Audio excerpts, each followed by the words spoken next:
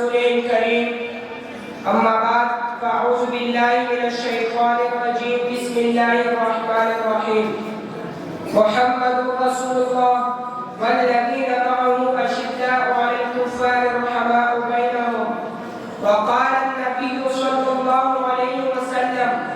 الصحابہ كالنجوم فبأيهم اقتديت اهتديت او كما قال علیہ الصلاۃ والسلام۔ بڑی معتبر ہے جماعت صحابہ، ذرا پڑھ کے دیکھو حیات صحابہ،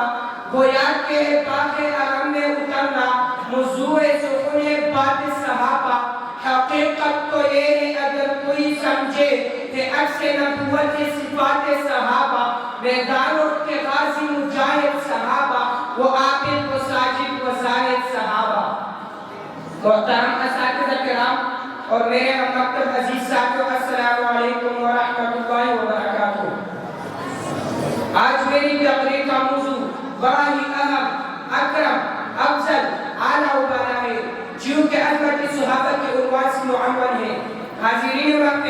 آپ حضرات کو بخوبی جانتے ہیں کہ وہ ہستیاں جنہوں نے امام الانبیاء، خاتم الانبیاء، ساقِ کوثر، شافع محشر، محمد مصطفیٰ، احمد مصطفیٰ صلی اللہ علیہ وسلم کو ایمان کی حالت میں دیکھا ہو اور ایمانی کی حالت میں ان کی موت آئی ہو، تو ایسے خوش نصیب اور خوش قسمت حضرات کو صحابہ رسول کہتے ہیں۔ اور ایک بات بھی روزے روشن کی طرح واضح ہے کہ صحابہ کرام رضوان اللہ علیہم اجمعین دین کی بنیاد ہے، سچے اور پکے دیندار ہے، رضائے خدا کی طلبگار ہے، رسول خدا کی تابعدار ہے، آپس میں مہربان اور کفار پر زوردار ہے، دین کے سچے داعی اور علم بردار ہے، دین کے پل اول پلانے والے ہیں۔ انہوں نے حضور اقدس صلی اللہ علیہ وسلم سے براہ راست بلا واسطہ دین حاصل کیا اور ہم لوگوں تک پہنچایا۔ یہ وہ مبارک جماعت ہے جس کو رب کائنات نے اپنے نبی پاک صلی اللہ علیہ وسلم کی محبت کے لیے چنا،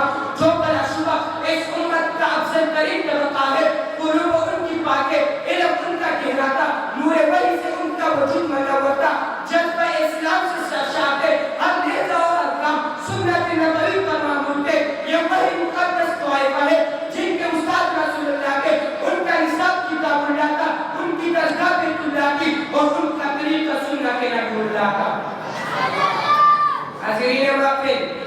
یہی وجہ ہے کہ رب کریم نے اپنے کلام مقدس میں صحابہ کرام کی اس برگزیدہ جماعت کو کہی اولئک هم المفلحون، کہا اور کہی اولئک هم المؤمنون حقا سے متصل کیا، اور کہی اولئک هم الصادقون سے پکارا، اور کہی اولئک هم الراشدون کے وصف سے یاد کیا، اور کہی واولئک هم الفائزون سے ان کا تعارف کرایا، اور کہی رضی اللہ عنہم ورضوان کا مزدہ سنایا۔ آخر ایسا کیوں نہ ہو کہ وہی صحابہ ہے جو زبان کے پکے اور قول کے سچے ہیں، جنہوں نے اپنے نبی کے امروں کی خاطر، اسلام کی عظمت کی خاطر، اللہ کی پوری دین کو پوری دنیا میں اقتداری کی خاطر اپنے بیووں کو بیوہ کروایا، اپنے اولاد کو یتیم کروایا، گھر سے بے گھر ہو کر، وطن سے بے وطن ہو کر پوری دنیا میں اسلامی پرچم لے کر آیا۔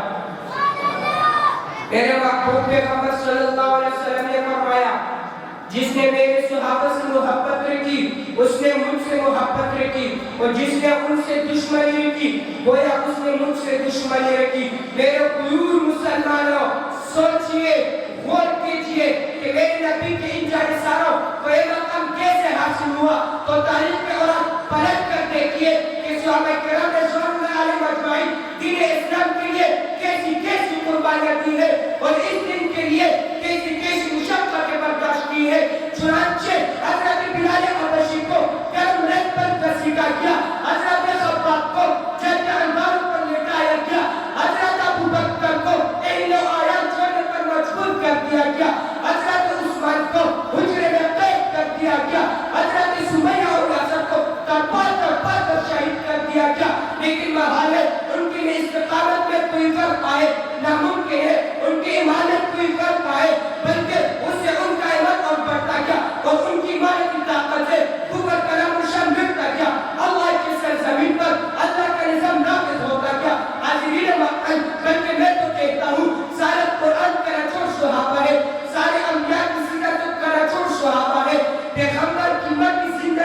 کہنا چھوڑ صحابہ ہے، پیغمبر کی مدد زندگی کہنا چھوڑ صحابہ ہے، نبی کے گفتار کہنا چھوڑ صحابہ ہے، نبی کے اخلاق کہنا چھوڑ صحابہ ہے، نبی کے کردار کہنا چھوڑ صحابہ ہے، بلکہ میں ایک قدم آگے بڑھ کر کہتا ہوں میرے محبوب پیغمبر رب کے ربوبیت کے خلاصہ ہے، اور صحابہ کرام پیغمبر کی نبوت کے خلاصے ہیں۔ شاید کہتا ہے ہر صوبہ مقافات کے شاموں کے لیے ہے،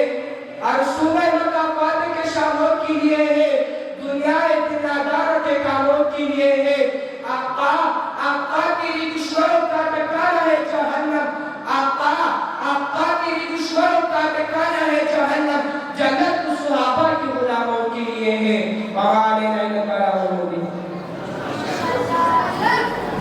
ماشاءاللہ